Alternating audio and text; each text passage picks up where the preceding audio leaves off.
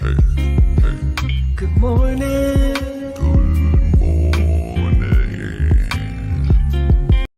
Good morning, my friends. Today is indeed a good day. I can love you and be your friend, even if we think differently, believe differently, act differently, look different, or come from different places in life.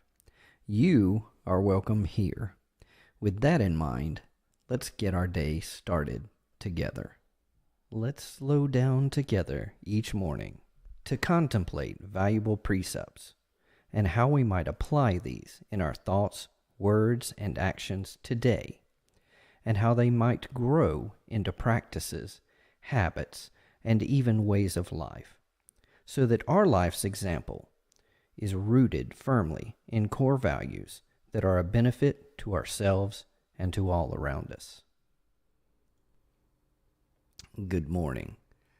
Today is going to be a terrific Thursday. I can just tell because we woke up and there's all kinds of opportunity ahead of us, and we're going to seize it today. We're not going to just let it pass us by. Today's precept, the treasure that we're clinging to and seeking to see more of in our lives, is mercy. As always, when we study a precept, it's good to nail down what we're talking about. Mercy is not a sign of weakness. It is strength wielded with intentionality. It is a choice to be kind and compassionate, a choice to show leniency towards others, whether they've wronged us or are in need. Now, mercy is about how we treat those who are in distress. It isn't just a feeling or a good intention. It is compassion that is in action. If we have mercy for someone in our minds, but we never put that into action, it's not mercy. It's just a good intention. It's just a feeling. It has no effect on the world around us. It doesn't bear out the fruit of the intention of the feeling. So mercy requires action to put it into place. Just like forgiveness. If our mercy is to forgive someone, and we think in our mind, I really need to, in my heart, forgive that person. But we never actually go and reach out and communicate that forgiveness to the person. Then it hasn't played itself all the way out to bear the full fruit of forgiveness. Mercy is that which drives, and it is the action. It is the whole process. I love when studying the word mercy and the precept mercy that I found a wonderful background, a wonderful etymology, a wonderful history of mercy. And I looked both at the Hebrew and I looked at the Islamic. I wanted to compare the two. A lot of times the world would put maybe these two at odds with each other. But I thought it was beautiful when I looked at the concept of mercy in both. In Hebrew, the sound, and I probably won't get it right, it's ha. In Rahamim is pronounced like the Spanish J-A in jalapeno. That is the word for mercy, right? That's mercy as a noun, as a thing. As a verb, to have mercy would be rahim. It's was amazing to me that when I looked at, and then in the Arabic, Rama, it means womb, just like in Hebrew, it speaks to the womb. It speaks to the motherly organ in the human body, the womb. And that is where, in a healthy relationship, there should be the strongest connection of compassion and love. And there's no wonder that in these I want to call them ancient, but that's just in perspective, right? In these older languages that we see our language coming down from, we see that they tied the idea of mercy to this motherly instinct, this motherly compassion and love.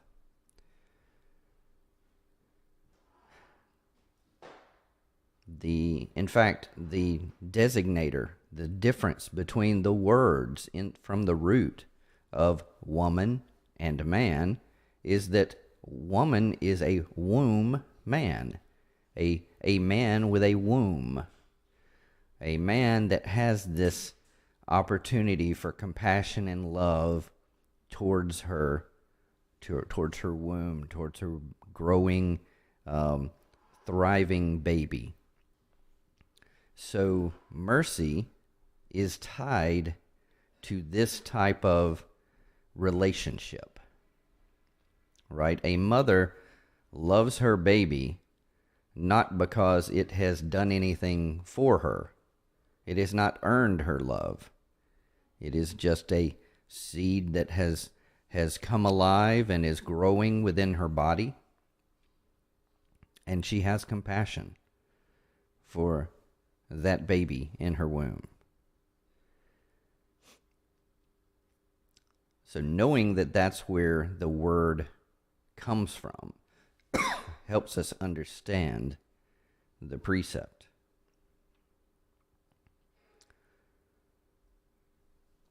I had a friend, I'm not going to put his name out there because this is not about comparison or anything like that. But I had an opportunity to share a perspective of mercy last night or yesterday. I can't remember exactly when. He was talking about, he said, I'm not going to tip a waitress for saying hello to me once. She hasn't brought me anything. Not that I needed anything. It's a buffet.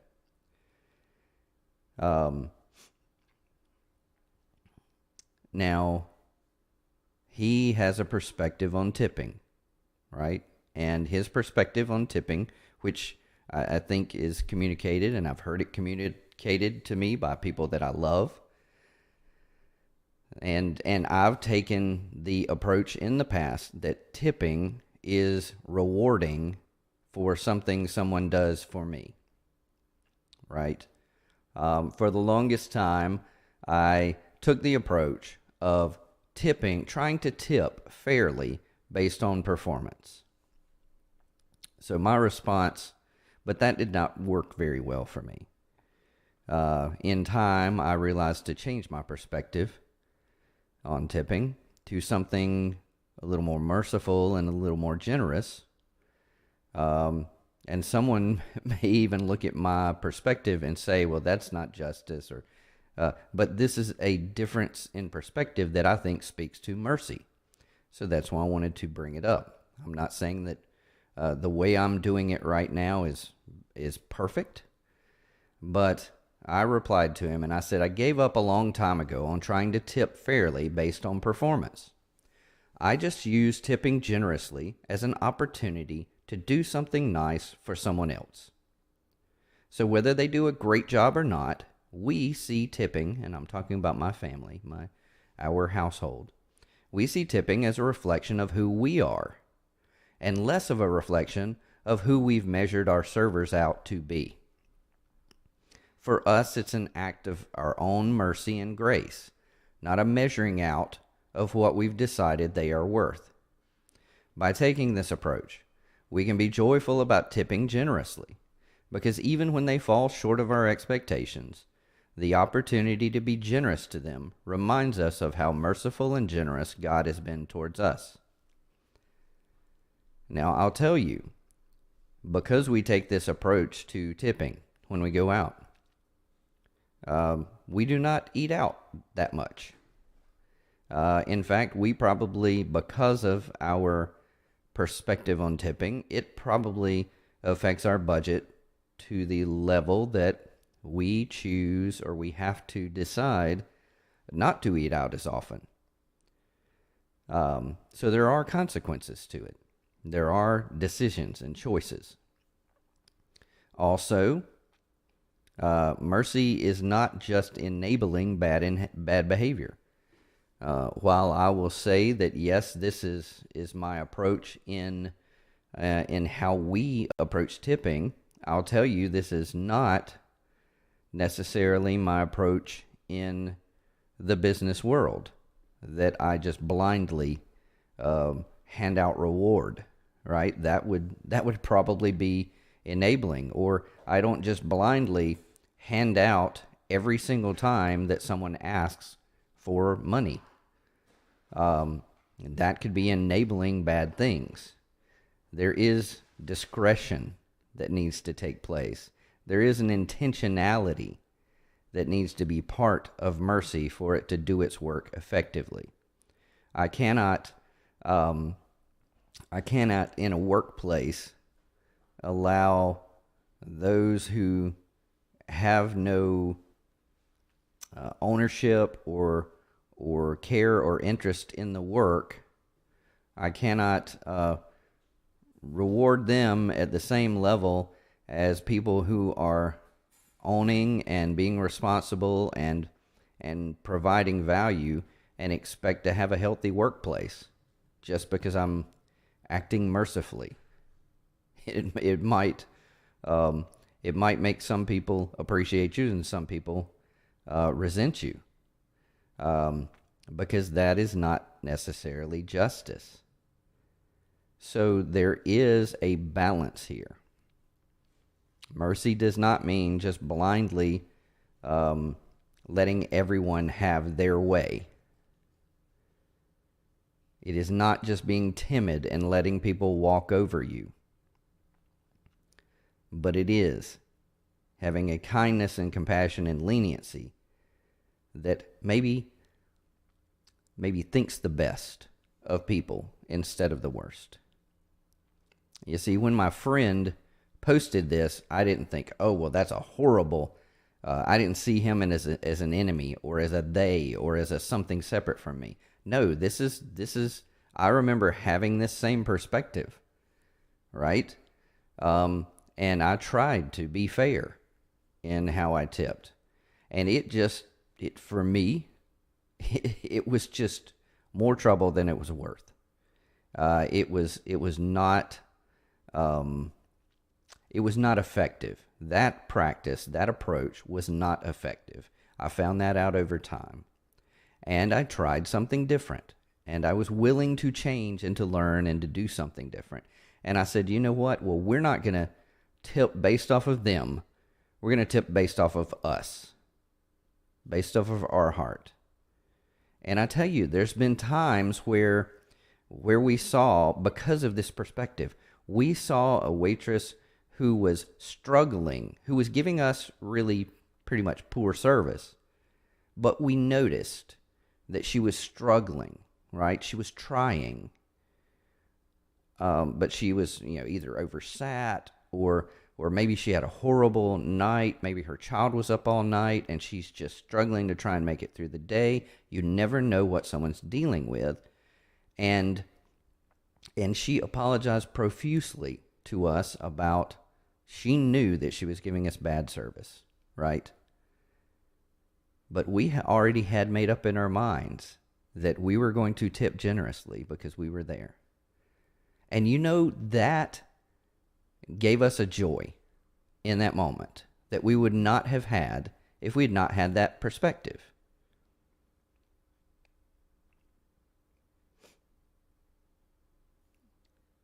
So for us,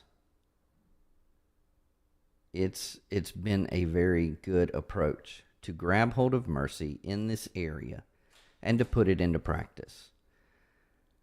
I'm not trying to tell everybody go out and do it the same way that I do. No, consider mercy. See where in your life that you may be able to put into play kindness and compassion and a leniency towards others. Don't take it as, oh, I'm supposed to let everybody walk all over me. Trust me, that is not how I live my life. I want to help people, but it's not going to be an enabling relationship. I've been around and been an addict in my life, and I know that people will manipulate and take advantage of that situation. Do not allow that to take root in a relationship if that's what's going on. What you're doing is not merciful if you're leaving a person in their harmful traits and habits. It's not merciful. So in our mercy, we need to see the bigger picture. I'm not going to sway a waitress one way or the other by whether or not I give her a tip, right? But I might touch a heart, and the heart might be my own. I may not need to be making work in her heart. I may need to be learning in my heart to be kind and compassionate and lenient. There's a value to having that perspective in our lives. So today, the precept is mercy. I hope that we will measure it generously, but intentionally. Not in timidness or weakness, but in strength. And that we will learn how to be kind and compassionate and understanding and lenient with others, whether they're in need, whether they've wronged us, whether they just need a helping hand, or whether we ourselves need to learn to let go and let our hearts be touched by the opportunity to show mercy. I love you, my friends. Hope you have a wonderful day. Reach out to me and let's talk. I'd love to go deeper in these subjects. Take care. We'll see you again soon.